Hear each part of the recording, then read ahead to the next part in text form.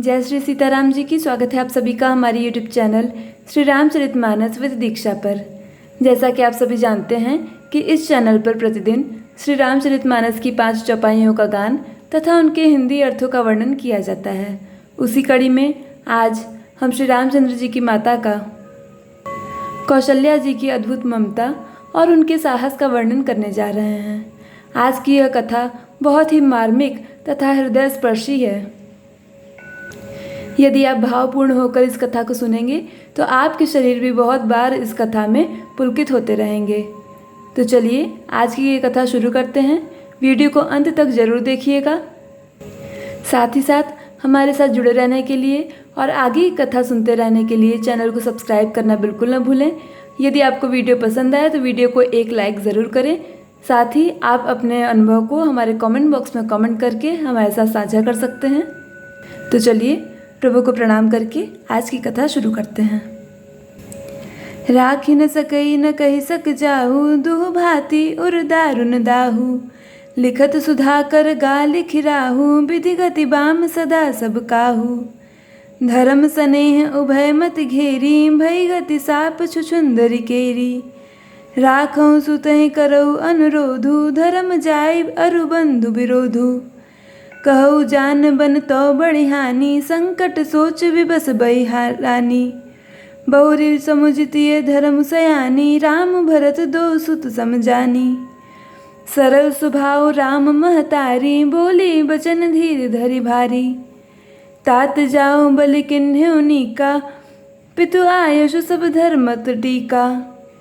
राजु तेन किन्नि दिन बनु, मोहि न सो दुखुलेशु। तुम बिन भरतहि भूपतिहि, प्रजति प्रचंड कलेशु। जय भगवंत अनंत अनामय, अनग अनेक एक करुणामय। पिछली वीडियो में हमने देखा था कि जब माता कौशल्या को यह पता चला कि कैकेयी ने श्री रामचंद्र जी को 14 वर्षों का वनवास और भरत के लिए राज्य मांग लिया है अपने वरदान में, तो वे सहम गई और सहमने के कारण वे चुप होकर शिथिल हो गई। उनके शरीर शिथिल हो गए। उसी के आगे तुलसीदास जी कहते हैं, कौशल्या जी अपने मन में सोच रही हैं, न रख सकती हैं न यह कह सकती हैं कि वन चले जाओ। दोनों ही प्रकार से हृदय में बड़ा भारी संताप हो रहा है।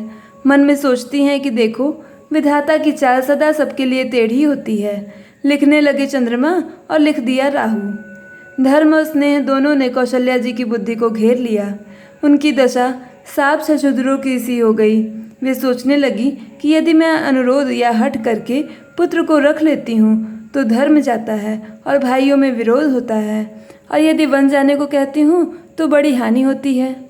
इस प्रकार के धर्म संकट में पड़कर रानी विशेष रूप से सोच के वश हो गई। फिर बुद्धिमती कौशल्या जी स्त्री धर्म को समझकर और राम तथा भरत दोनों पुत्रों को समान जानकर सरल स्वभाव वाली श्री रामचंद्र जी की माता बड़ी धीरज धरकर वचन बोली, हे तात, मैं बलिहारी जाती हूँ। तुमने अच्छा किया। पिता की आज्ञा का पालन करना ही सब धर्मों का शिरोमणि धर्म है। राजा देने को कहकर वन दे दिया, उसका मुझे लेश मात्र भी दुख नहीं। दुख तो इस बात का है कि कहीं तुम्हारे बिना भरत को, महाराज को और प्रजा को बड़ा भारी क्लेश होगा। जो केवल पितु आयुष ताता, तो जन जाओ जानी बड़ी माता। जो पितु मातु कहो बन जाना, तो कानन सत अवध समाना। पितु बन देव मातु बन देवी, खग मृग चरण सरोरुह सेवी। अंतहु उचित नृपहि बन बासु, बै बिलोक हे होय हरासु। बड़ भागी बनु अवध अभागी, जो रघुवंश तिलक तुम त्यागी। जो सुत कहो संग मोहि लेहु, तुम्हारे हृदय हो संदेहु। पूत परम प्रिय तुम सब ही के, प्राण प्राण के जीवन जी के। ते तुम कहो मातु बन जाऊ, मैं सुनि बचन बैठी पछताऊ। यह विचारी नहीं करऊँ हट, झूठ स्नेहु बड़ाई। मानि मातु कर नात बलि, सुरत बिसरि जन जाई। जय भगवंत अनंत अनामय, अनक अनेक एक करुणामय। माता कौशल्या कहती हैं, हे तात, यदि केवल पिताजी की आज्ञा हो तो माता को पिता से बड़ी जानकर वन को मत जाओ।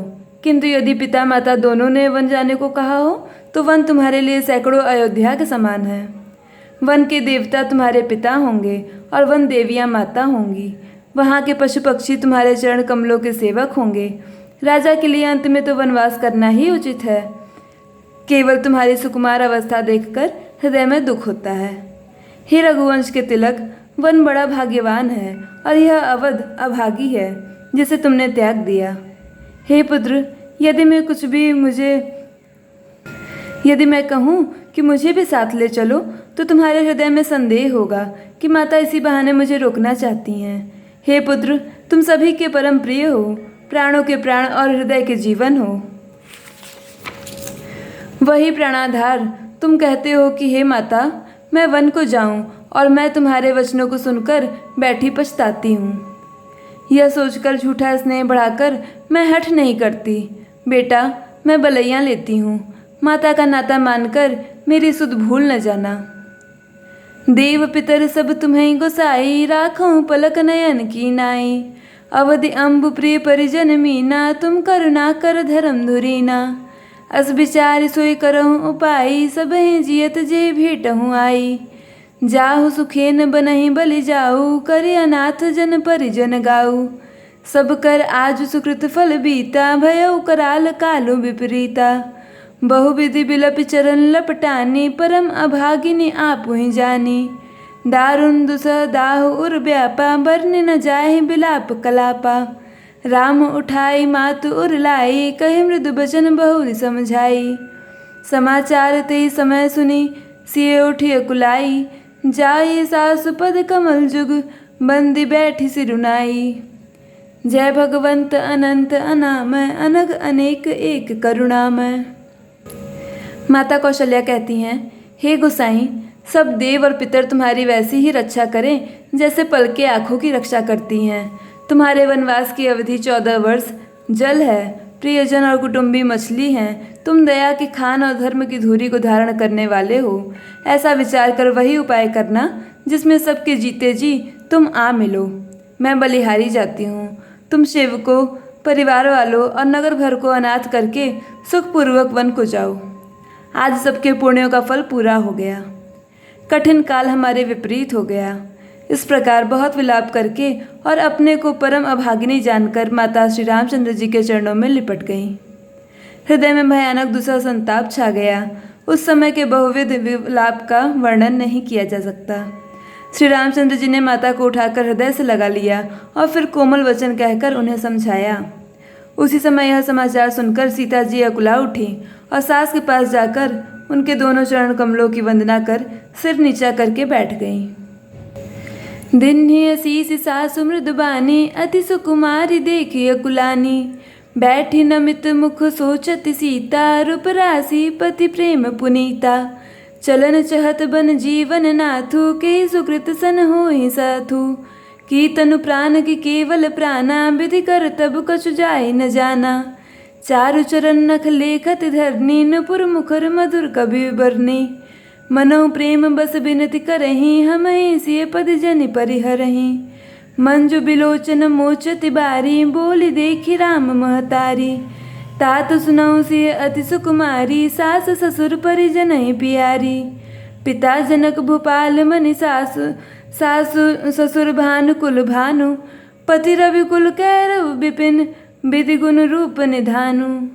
जय भगवंत अनंत अनामय, अनग अनेक एक करुणानय। मैं सास ने कोमल वाणी से आशीर्वाद दिया। वे सीता जी को अत्यंत सुकुमारी देखकर व्याकुल हो उठी। रूप की राशि और पति के साथ पवित्र प्रेम करने वाली सीता जी नीचा मुख किए बैठी सोच रही हैं। जीवननाथ अर्थात प्राणनाथ वन को चलना चाहते हैं। देखिए किस पुण्यवान से उनका साथ होगा। शरीर और प्राण दोनों साथ जाएंगे या केवल प्राण से ही इनका साथ होगा। विधाता की करनी कुछ जानी नहीं जाती। सीता जी अपने सुंदर चरणों के नखों से धरती को रेत रही हैं। ऐसा करते समय नुपुरों का जो मधुर शब्द हो रहा है, कवि उसका इस प्रकार वर्णन करते हैं कि मानो प्रेम के वश होकर नुपुर यह विनती कर रहे हैं कि सीता जी के चरण कभी हमारा त्याग न करें। सीता जी सुंदर नेत्रों से जल बहा रही हैं। उनकी यह दशा देखकर श्री रामचंद्र जी की माता कौशल्या जी बोली, हे तात सुनो, सीता अत्यंत ही सुकुमारी है तथा सास ससुर और कुटुंबी सभी को प्यारी है। इनके पिता जनक जी राजाओं के शिरोमणि हैं, ससुर सूर्यकुल के सूर्य हैं और पति सूर्यकुल रूपी कुमुद वन के खिलाने वाले चंद्रमा तथा गुण और रूप के भंडार हैं।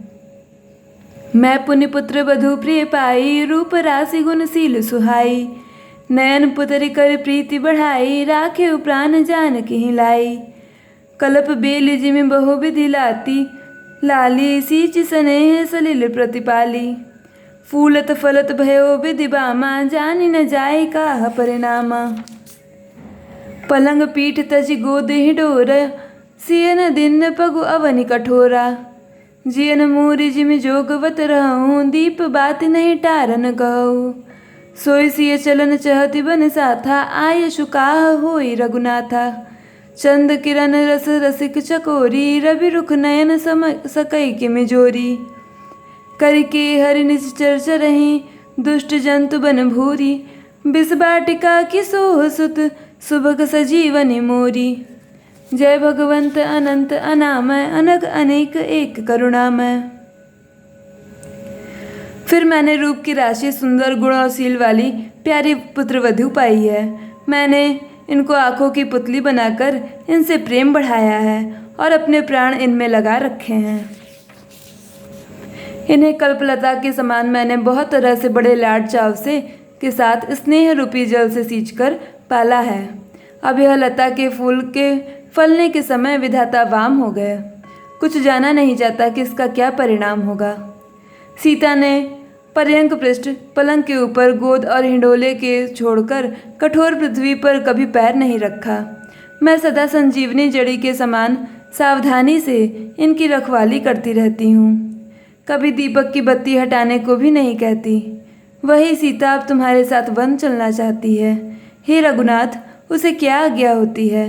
चंद्रमा की किरणों का रस चाहने वाली चकोर सूर्य की ओर आँख किस तरह मिला सकती है? हाथी, सिंह, राक्षस आदि अनेक दुष्ट जीव जंतु वन में विचरते रहते हैं। हे पुत्र, क्या विष की वाटिका में सुंदर संजीवनी बूटी शोभा पा सकती है? बन हित कोल की रात किशोरी, रच बिरंच विषय सुख भोरी। पाहन कृमि जिमि कठिन स्वभाव, तिन्नई कलेशु न कानन काऊ। कहता पसतिय कानन जोगू, जिन तप हेतु तजा सब भोगू। सिय बन बसी तात के भांति, चित्र लिखित कपि देख डराती। सुरसर सुभग बनज बनचारी, डाबर जोग की हंस कुमारी। अस बिचारी जस आयश होई, मैं सख देउ जानकी सोई। जो सिय भवन रहे कह अम्बा, मोहि कह होई बहुत अवलंबा। सुनि रघुबीर मातु प्रिय बानी, शील स्नेह सुधा जनुसानी। कही प्रिय बचन विवेकमय, किन्नि मातु परितोषु। लगे प्रबोधन जानकी, प्रगति विपिन गुण दोष। जय भगवंत अनंत अनामय, अनग अनेक एक करुणामय। वन के लिए तो ब्रह्मा जी के विषय सुख को न जानने वाली कोल और भीलों की लड़कियों को रचा है, जिनका पत्थर के कीड़े जैसे कठोर स्वभाव है। उन्हें वन में कभी क्लेश नहीं होता। अथवा तपस्वियों की स्त्रियां वन में रहने योग्य हैं, जिन्होंने तपस्या के लिए सब भोग तज दिए हैं। हे पुत्र, जो तस्वीर के बंदर को देखकर डर जाती है, वे सीता वन में किस तरह रह सकेगी? देव सरोवर के कमल वन में विचरण करने वाली हंसिनी क्या गड़ैयों अर्थात तलैयों में रहने के योग्य है? ऐसा विचार कर जैसी तुम्हारी आज्ञा हो, मैं जानकी जी को वैसी ही शिक्षा दूँ।